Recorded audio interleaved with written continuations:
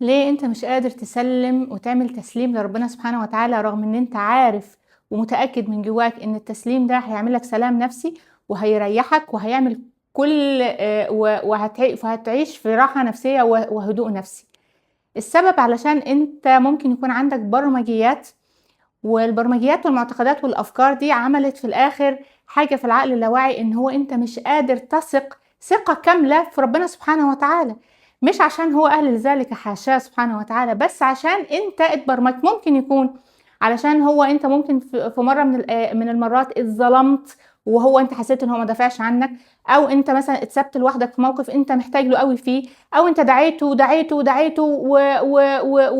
والحيت في الدعاء وهو ما استجابش الدعاء، او انت عندك وعي جمعي ان ربنا سبحانه وتعالى ده اللي هو هيحرقنا وهيولع فينا وهينتقم مننا وان هو هيعذبنا وانه والتخويف والترهيب من ربنا سبحانه وتعالى، او انك انت عندك علاقة سيئة مع الاب، واللي هي من ايام الطفولة بتترجم، والطفل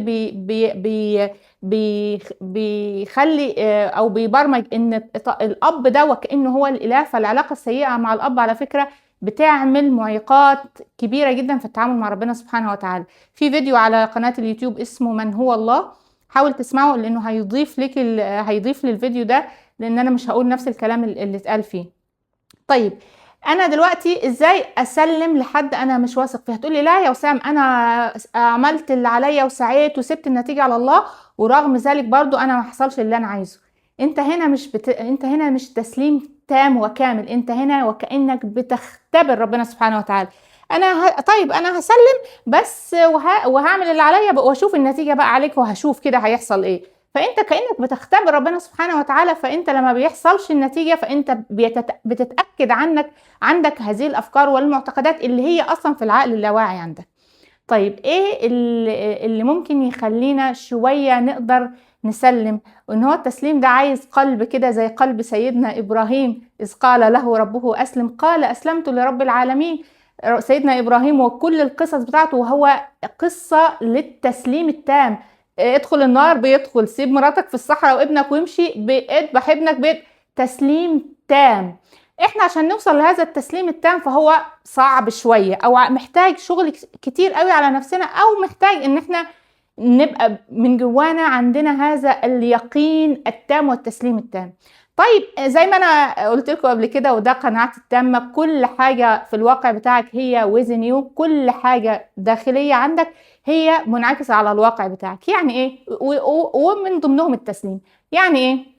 يعني انا عشان اقدر اسلم لازم افرغ نفسي من معيقات هذا التسليم، وافرغ نفسي من المعتقدات والافكار والبرمجيات اللي مسببة ومعيقة لهذا التسليم. في فيديو 5 تقنيات اللي هي التحرر من الخوف، في تقنية فيهم اسمها القربان المقدس. سيبكم من الاسم. القربان المقدس دي تقنية في البرانيك هيلينج، على قد بساطتها على قد قوتها. بتعمل ايه القربان المقدس ده؟ وفي بعض الناس علمتها بس بطريقة مختلفة، بس انا بتكلم عن البرانيك هيلينج. بيحصل ايه؟ انت مثلا عندك شعور تعلق شديد مثلا بالنتيجة في الموضوع ده، فانت بتاخد هذا الشعور، وهو ده فرق بقى بين التسليم الداخلي. احنا بنبدأ بالتسليم الداخلي علشان ينتهي بينا للتسليم الخارجي. بتاخد هذا الشعور وكأنك بتستشعره طاقة بين ايديك وبتسلمه لربنا سبحانه وتعالى، وعشان كده يمكن بيسموه القربان المقدس، معرفش. بتاخده، والتقنيه دي انا شرحتها بالتفصيل في الفيديو بتاع 5، هحطه لكم في الديسكريبشن بوكس عشان تسمعوه. باخدها وبسلمها، باخد هذه المشاعر، هذه البرمجيات، هذه المعتقدات اي مكان، وبسلمها وبقول لربنا سبحانه وتعالى ساعدني، حررني منها، خلصني منها. ولو حتى انا مش قادره اتحرر منها بشكل كامل، بطلب من ربنا سبحانه وتعالى المساعده على التحرير ده. يعني انت في الاخر كل اللي انت بتعمله انك انت بتسعى داخليا علشان تقدر تعمل التسليم ده. القربان المقدس ده اللي انت بتعمله، بتعمل حاجة وبعض المعلمين بيتكلموا عنها، وهي الاستغفار. والاستغفار هنا مش بمعناه الحرفي ان انا بستغفر مثلا عن ذنوب، او انا بستغفر علشان طاقة الغفران تدخل جوايا. انا دلوقتي حاسس بالتعلق مثلا هنا في الضفيرة او في بطني، تعلق في حاجة معينة، فمش قادر اسلم الامر فيها، انا مش قادر. ده على فكرة مش عيب، عادي، كلنا بنمر بكده. فانا بستغفر وبقول رب اغفر لي، رب اغفر لي، رب اغفر لي، او ان انا بقول استغفر الله، اي صيغة استغفار، بس بالنية ان انا بدخل نور الغفران وطاقة الغفران للحتة دي او للموضوع ده او للحاجة المعيقة اللي جوايا او للمشاعر اللي جوايا، واحس كانها اتغسلت. والغفران ونور الغفران وطاقة الغفران من طاقتها سبحان الله بترجع الموضوع وكأنه نقطة الصفر، كأن انت رجعته تاني لنقطة الصفر، كأنه هو مش موجود بس عايز استمرارية.